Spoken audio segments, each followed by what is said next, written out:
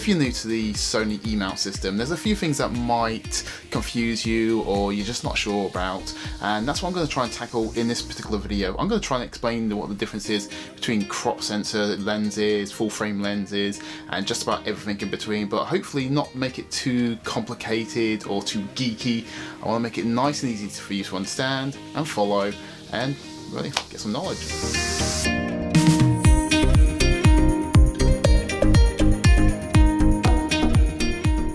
The first thing we're going to look at is the difference between full frame sensors and crop sensors. I'm not going to go into the geeky side of how it affects ISO and the aperture and stuff like that, because that's for a different video, to be honest.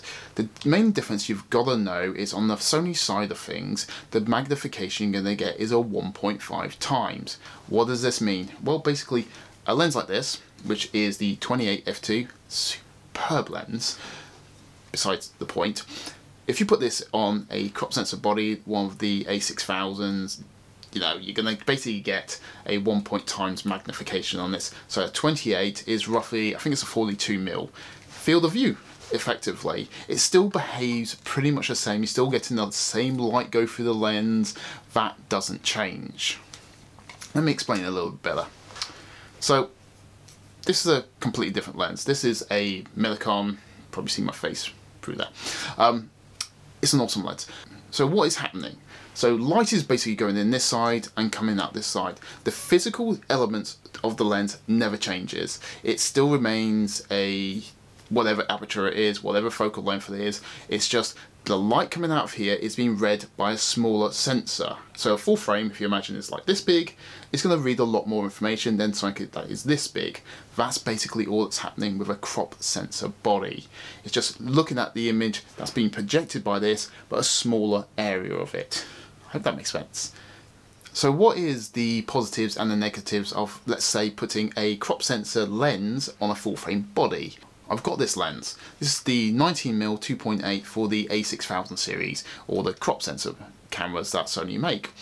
But if I put this lens on one of the A7 series, let's say the A7 II or 3 or the R or whatever it is, it doesn't behave like a 19mm or 19mm field of view. It will behave like a 28mm field of view. I know, just bear with me a second. Basically, as I explained earlier, the light that is coming out of this lens remains the same. But because the sensor is much larger, it's going to read the information slightly differently. It's going to basically put a massive black vignette all the way around your picture. So what the camera sensor will do, or the camera will automatically do, is basically crop your image in camera and give you a much tighter field of view. It does it automatically. I think there is a setting where you can turn this off, but please don't do that. There's no point. You're just going to get a really black, heavy vignette, as I just said. There is some benefits. You're going to get, like I say, a tighter field of view. So if you are, I don't know, out and you want to do some telephoto stuff, let's say, and you put on a 100mm lens, you're going to get 150mm field of view, which can be brilliant.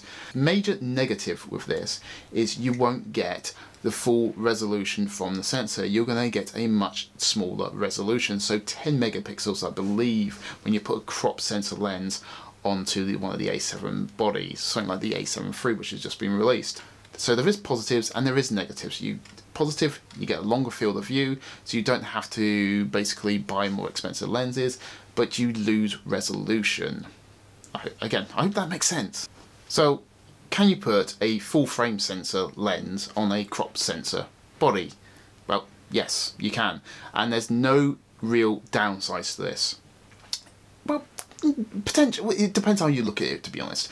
So if I put a full frame sensor lens onto a crop sensor body, I don't lose any resolution, unlike when you do it in reverse. What I simply need to do is take my field of view and then times it by 1.5. So my 28 f2 lens by Sony would become, I think, a 42mm, which is pretty good. It's a general kind of focus range I would potentially use quite a lot, but you just need to bear this in mind anytime you put a lens onto the crop sensor bodies. You don't lose resolution, you just need to times the focal range by 1.5. It's as simple as that. It doesn't get any more complicated. You don't really lose anything by doing it.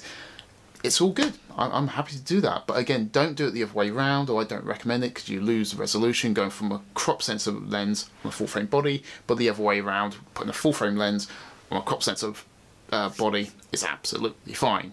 So what's the difference between the actual lenses, and how do you know the difference?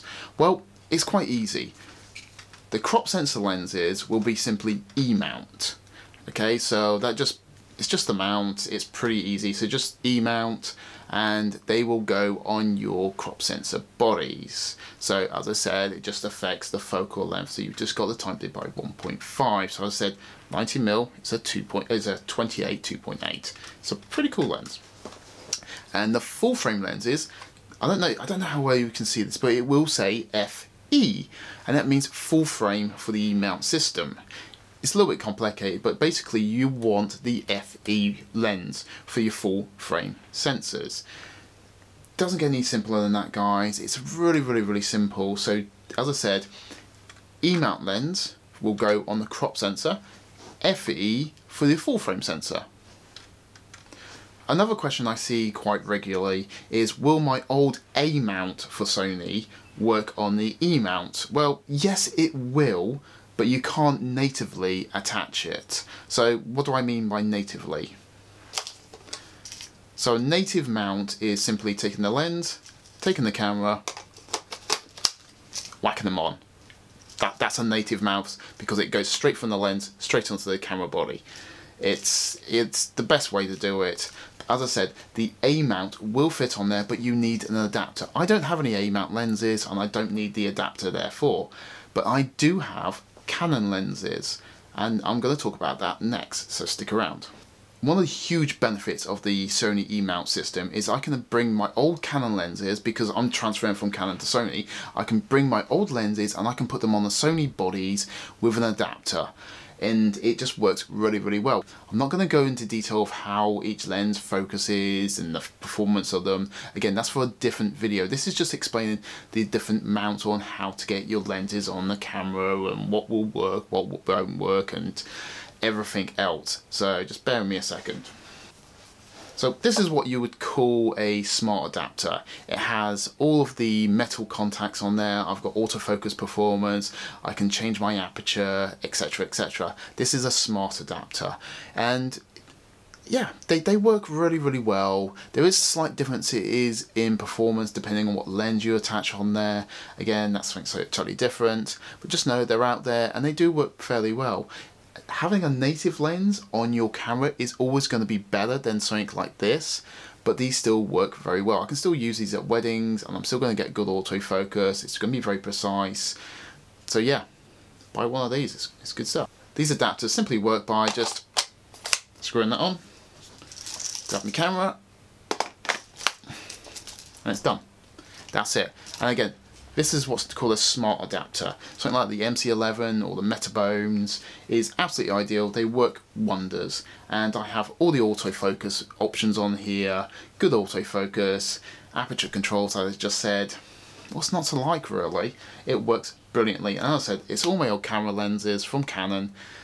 I can still use them. I will be buying other lenses as I go, but for now, it's the best of both worlds. There is, however, different adapters, and you've got something like this, which is called a dumb adapter. It has nothing inside it, it's just a metal, it's just a screw mount actually. There's no metal contacts or electrical contacts on it. It does exactly what it says. These are about, I don't know, 10 quid or less, and the reason why you want to buy these, or potentially buy these, is for old lenses like this. This is like a vintage old Russian lens. I don't know, I think this was made in the 50s or 60s or something like that. But I love this. It doesn't have any autofocus. It's purely a manual lens, which doesn't bother me at all. The reason why I have this is for its amazing, and I mean amazing looking, lens flares. I love it. And this just simply works. You just, oh, if I can screw this on, that's all it is, and it just attaches to the camera. Again, you have to do everything manually. You've got to set the aperture manually, focus manually. But I am more than happy to do this because of the quality of the images that I can get out of this lens. They just give me something extra, and especially for weddings, for like I shoot, I just want to make sure I get beautiful pictures for my bride and grooms. So something like a dumb adapter, just double check what the mount is. It should, I don't know, I couldn't even tell you what this is, to be honest. It's an M42 mount, whatever that means. Hopefully by now I've given you all the information that you need to confidently go out and know which lens will go on which camera body. Remember, E-mount lens goes on the crop sensor, FE goes on the full frame. Nice and simple. I want to give you one last kind of tip or bit of information really, and it involves the smart adapters.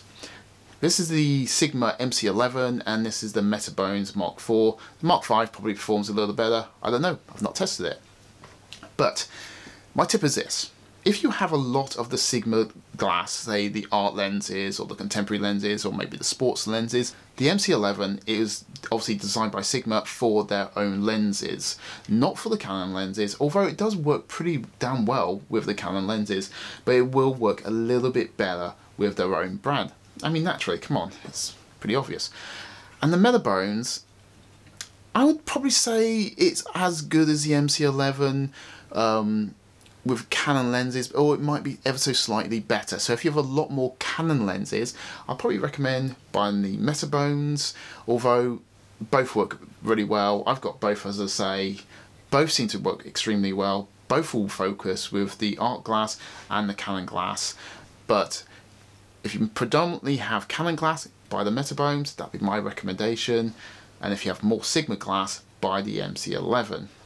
Anyways, I really hope this video's kind of helped you. If it has, don't forget to give me a like, maybe subscribe, I don't know. Watch more videos, I guess. I'll catch you next time.